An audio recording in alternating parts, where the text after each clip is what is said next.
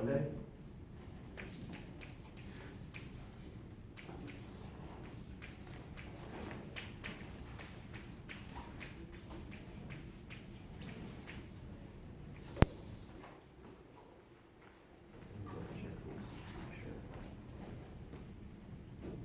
Okay.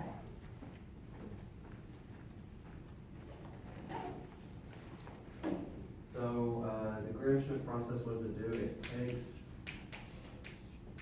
a set of linearly independent vectors and gives a set of orthogonal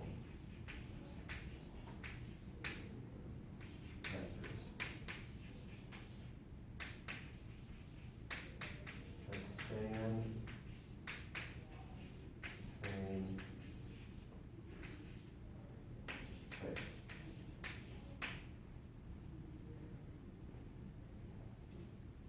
Right? We've been dealing with these sets, these very nice sets of vectors that have the property that all of the vectors are linearly independent. So if you look at, let's say for example,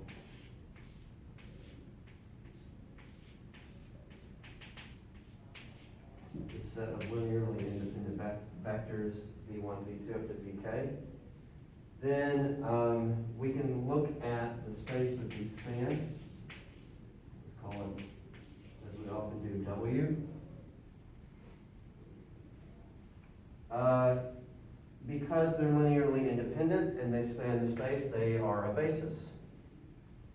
So another way to say this is that it takes a basis for a space and it returns an orthogonal basis for a space. Also remember that orthogonal is stronger than linearly independent. So orthogonal, if a set of vectors is orthogonal, then they're also linearly independent, but the other direction may not necessarily be true. Okay? And how does the Gram-Schmidt process work? It works by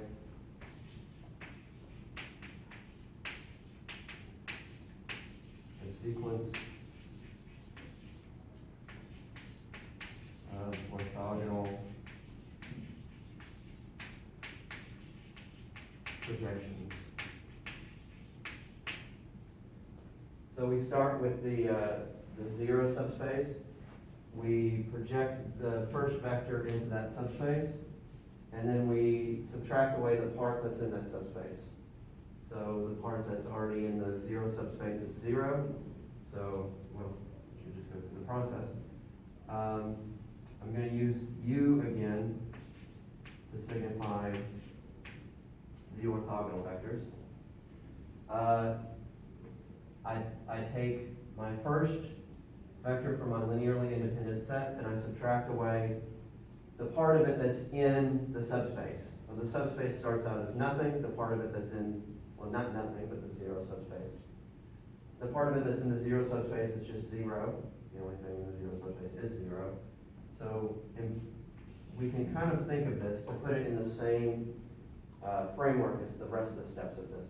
We're subtracting away the piece that's in the subspace that we already have. There's nothing there, so well, there's the 0 vector there.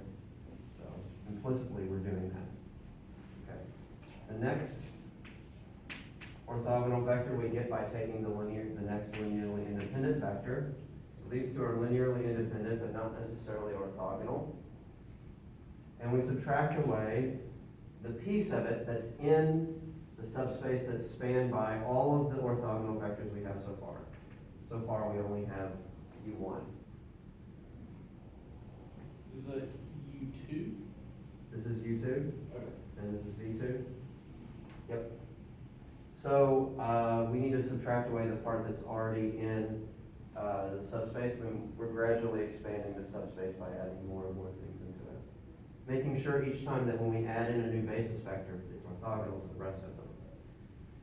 So we'll subtract away the part that's already in there, and we'll be left with the part that's orthogonal to it. It's a orthogonal projection. And the way to get that is v2.u1 over u1.u1. So this is some scalar. And this is the direction of that scalar, or this is the direction in the subspace. So how much of this vector is already in the subspace? That's how much. Okay. To get the next orthogonal vector, u3, we take our next linearly independent vector, v3, and we subtract away the part that's in the space spanned now by the two orthogonal vectors that we have. So we gradually are expanding our space, one vector at a time. So the part that's the orthogonal projection of v3 into the space spanned by these two vectors. So these are two independent vectors now. Maybe this one, well, this one's linearly independent. So it's not in the subspace. Is v3.u1 over u1.u1 in the u1 direction. So we subtract away the part that's pointing in the u1 direction, and we subtract away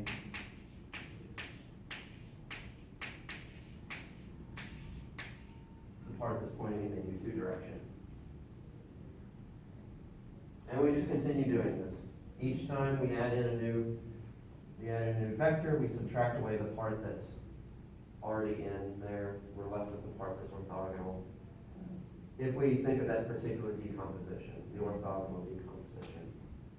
So there's a part that's in the space and there's a part that's orthogonal to the space, and we throw the part that's in the space away. So the U1 or the U2 that comes after the division there, Right here. yes, those are vectors, right? These are vectors, yes. And they're not unit vectors. They're not necessarily unit vectors. They could have any They length. can, but, They could have any length. okay.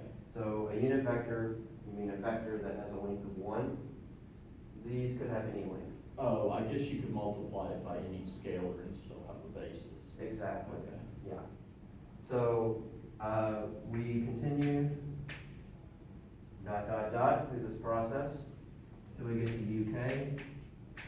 And UK is VK minus, and instead of trying to write them all out, we'll write it using the summation notation.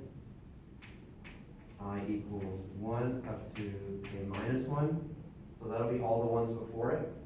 1, 2, all the way up to UK minus 1 of VK dot UI over UI dot UI times UI.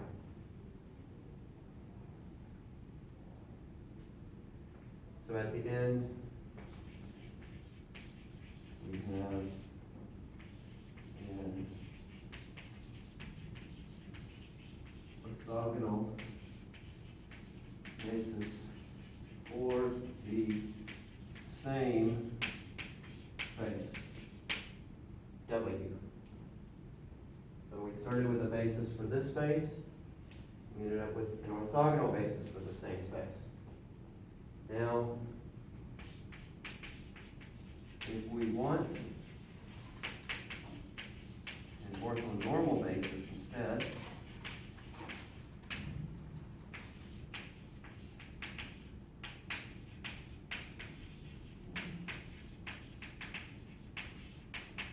we could simply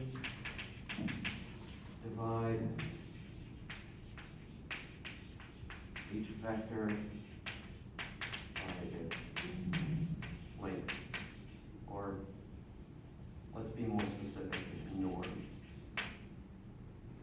So we have a concept of norm. It gives us, it matches up perfectly with our concept of length. And so we use that, we just take the, at least it matches up with our concept of length in 2 and 3 dimensions, and 1 dimension. We divide each vector by its length. Now, we could do this after we already have the orthogonal basis. So at the end of this process, we'll have an orthogonal basis for the space. We could just simply, at the end, divide everything and we'll have an orthonormal basis. If instead, we did it at each step. The first step was we took u1 to equal v1, and then we divided it by its length. So we, at this point, we did it. Maybe I'll do a couple of steps like this. So I'm going to write it like this, so we can think of it as like in a computer program. This is an assignment statement. What we would do is we would take u1 and we would assign to it u1 divided by the norm of u1. In the next step, we take u1, we assign to it v1 minus, u2. The next step. So how far did I make it into class without making mistakes? So u1,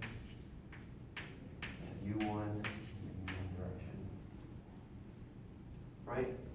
And then we would divide v2 by its length.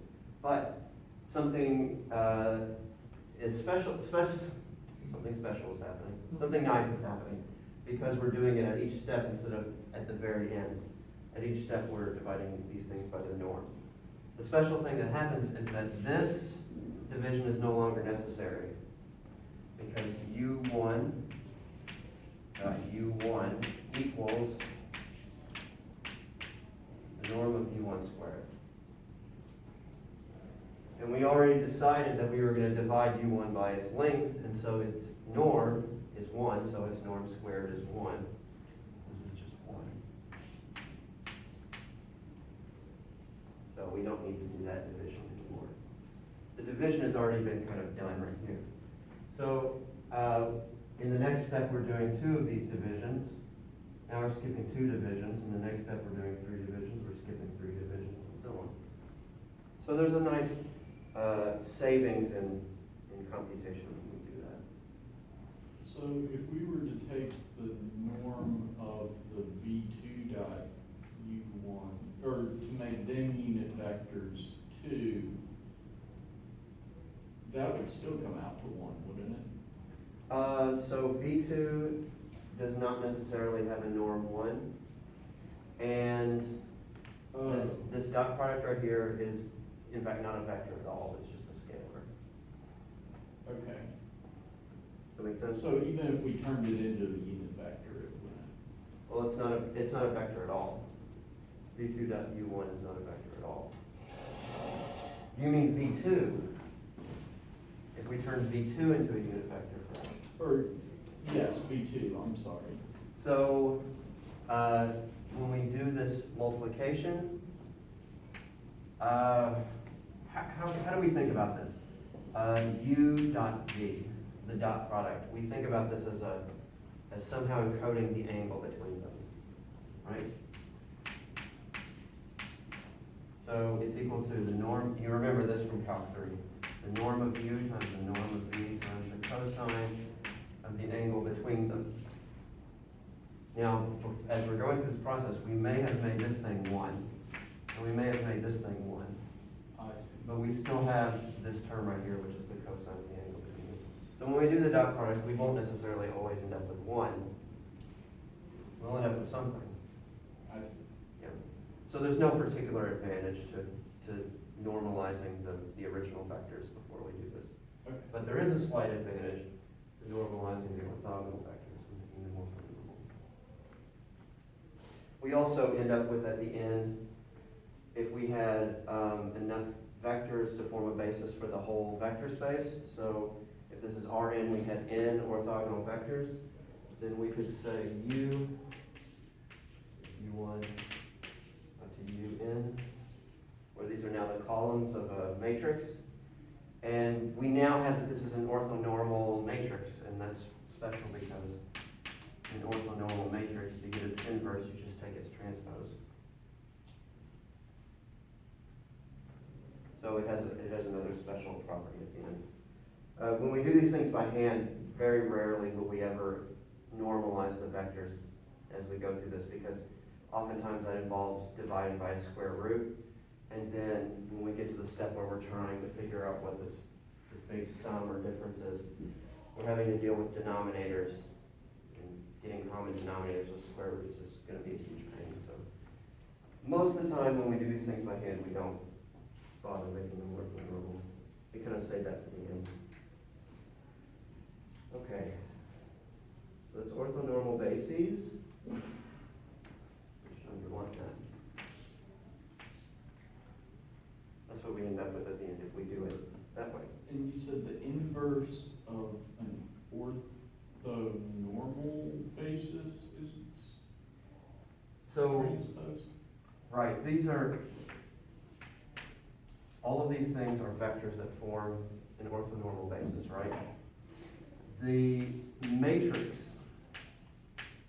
so this is a matrix. If its columns are orthonormal vectors, if its columns are vectors that are orthonormal, then we do call this an orthonormal matrix.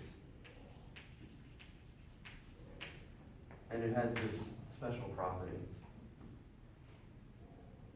Okay. which we demonstrated at some point in the past.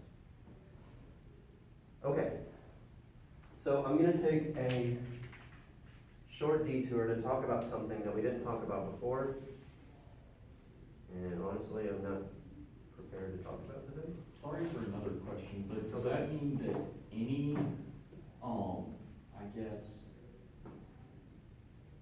oh wait, orthonormal means that all the vectors in it are orthogonal to each other? Yeah, so Okay, we have, never mind, so that doesn't apply to any normalized. no, they have to be orthogonal as well, because when we have, when we take the dot product of two of them, what we end up with is, because they're orthogonal, if it's not two of the same vector, then it's zero. So if these are different vectors, then their dot product is zero because they're orthonormal. Oh, and this process doesn't give, a basis where all the vectors were orthogonal to the original vectors, but to each other. To each other. Okay. That's what makes the basis orthogonal.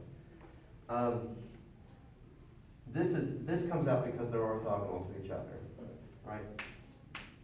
And then if we are dotting something with itself, it comes out to be 1 because they're normal. So orthogonal and normal, put them together and you got orthonormal. Okay. Okay, so I'm going to take, like I said, a small detour to talk about a subject that we skipped before, called matrix factorization. I did talk about this just slightly, a little bit in class, and then there was the bonus question on exam 2, writing a matrix as the product of matrices. And we have, I should introduce this. So I just want to talk about this briefly and leave it to you to just look at,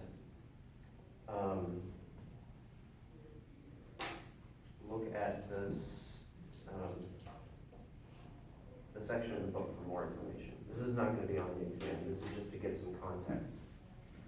So when we were doing this, we've been doing row reduction throughout this class. Getting things in row echelon form, for example. So if we take a matrix, let's say it's a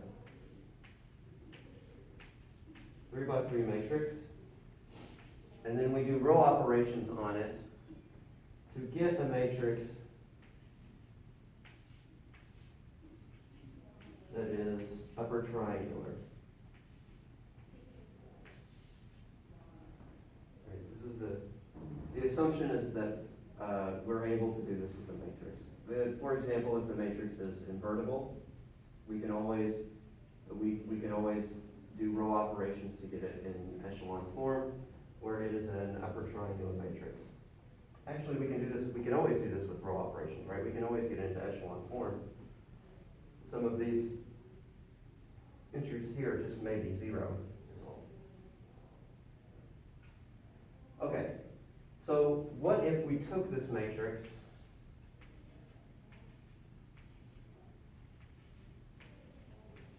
and we augmented it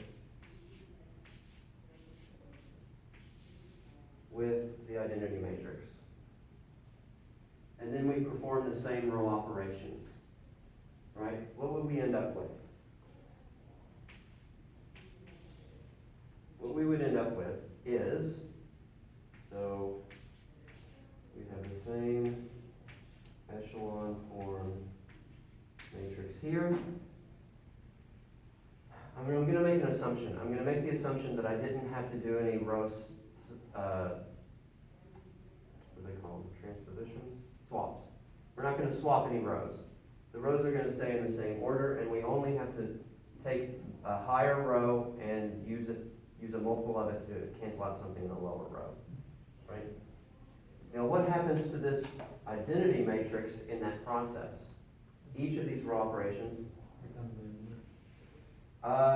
only if we go all the way to the point where this is an identity matrix, right? Yeah. So we're doing operations all the way to the point where it turns into the identity. What do those operations do to the identity? They turn it into the inverse. In this case, the row operations that we're doing are taking a higher row and multiplying it by something to eliminate entries in the lower rows over here, to eliminate entries over here.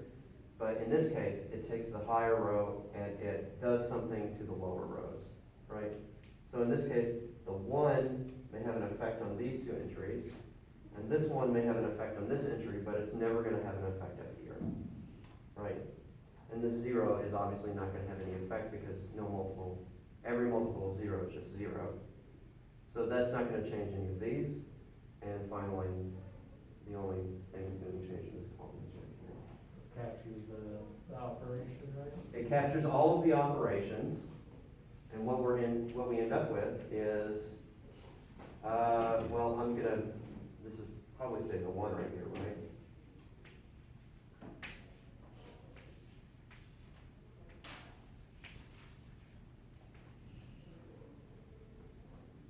But what we end up with right here is, this is upper triangular, which I'll call U. Has nothing to do with being orthogonal, even though you can see U here. And this other one ends up being lower triangular, which is L. Now, we can think of each of these row operations as being a matrix multiplication, right? That was kind of the point of that bonus problem, was that each of these row operations can be written as a matrix, and doing that row operation is the same thing as multiplying by that matrix. So in that problem, the point was to figure out what those 3 row operations were and then write them as matrices. In this case, we're only trying to get it to into an upper triangular form. All of the row operations, when you apply them to the identity matrix, they give you a lower triangular matrix. So we can think of this as a matrix that represents all of those row operations. And what we get is, I want to make sure that I don't mess this up. I didn't really prepare for this. So this right here is A. This is the identity matrix. This is my upper triangular matrix. This is my lower triangular matrix. And we think of this as being all of the operations. I'm gonna.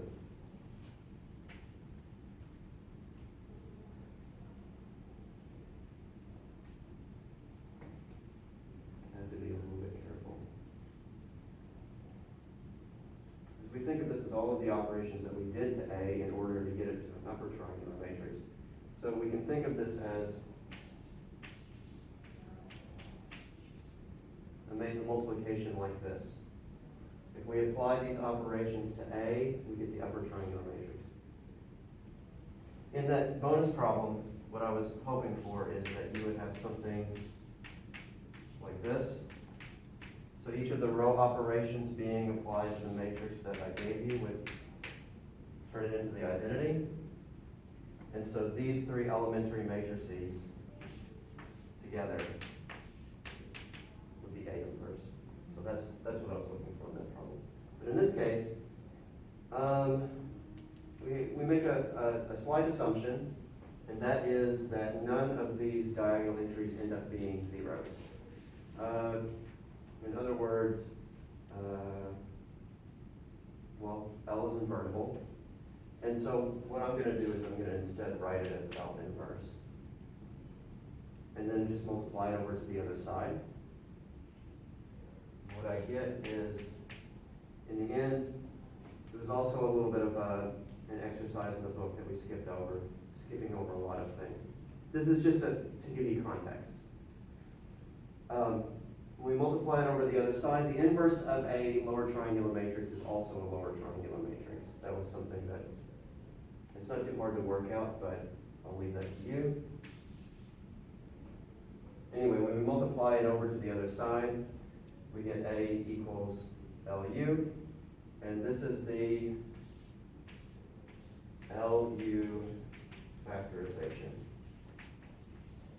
If we have an invertible matrix, then we can write it as a lower triangular matrix multiplied by an upper triangular matrix.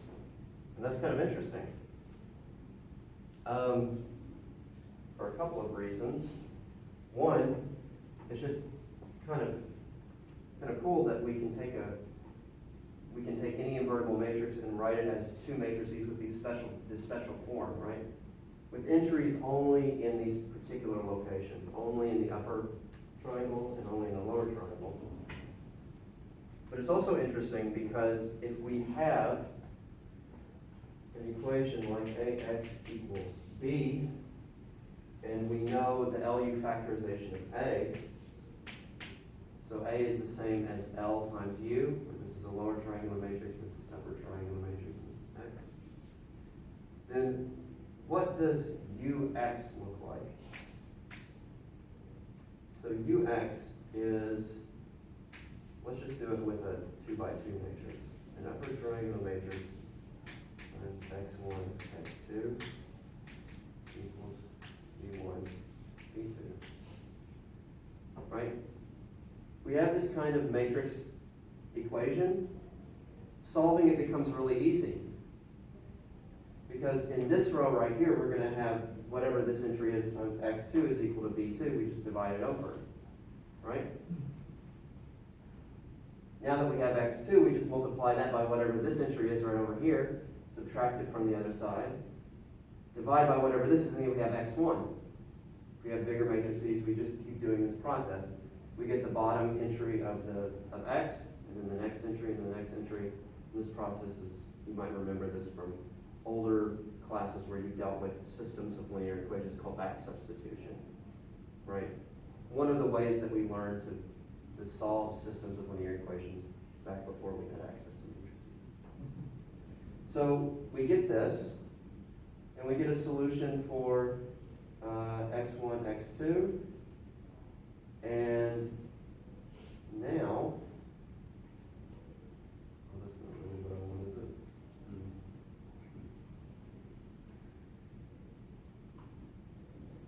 So, let's see.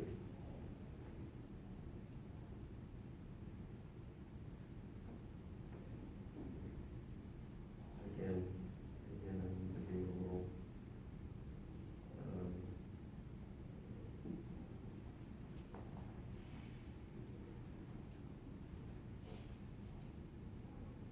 bit careful.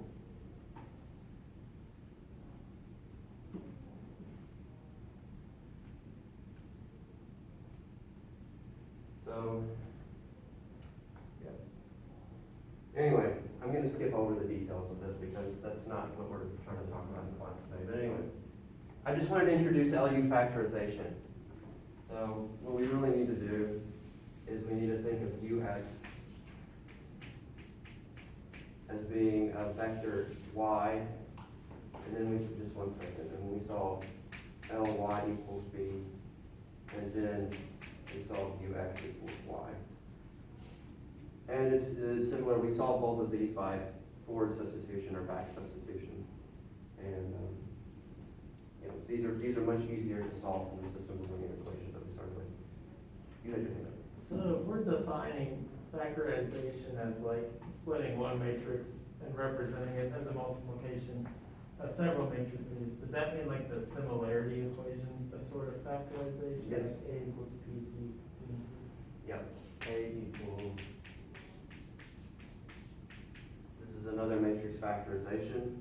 And does that one have like any, other than what we talked about, like properties that would be advantageous to exploit? There's a tremendous number of properties, and they're the basis of a lot of the practical ways that these computations are done on computers. So the similarity transformation is very important. On the exam, there was something that one person noticed. Who was it? Somebody noticed it, but very, very, very few people noticed it. Okay. Actually, I'm just gonna go over that right now. Which section of the book was this, so I can look at it? I don't know. Oh, the matrix factorization is section 2.5. Okay. Similarity transformation. Oh, that one was, 6.2 or something, I think.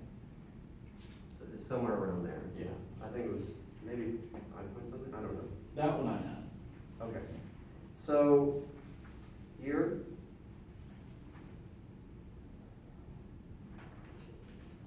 What is this? This is yours, Connor. You ripped off the back page. Oh, That's fine. do you still have it? Yes. That's where okay, that's where Sorry. It got mixed in with my answer key, as you can see. Oh, I see. I'm already ready to grade. I shouldn't say that in front of the camera. So, if A is equal to 3, 5, 2, minus 4, minus 6, minus 2, everybody's taking the exam, so there's no harm in talking about the questions on it, except that you don't have your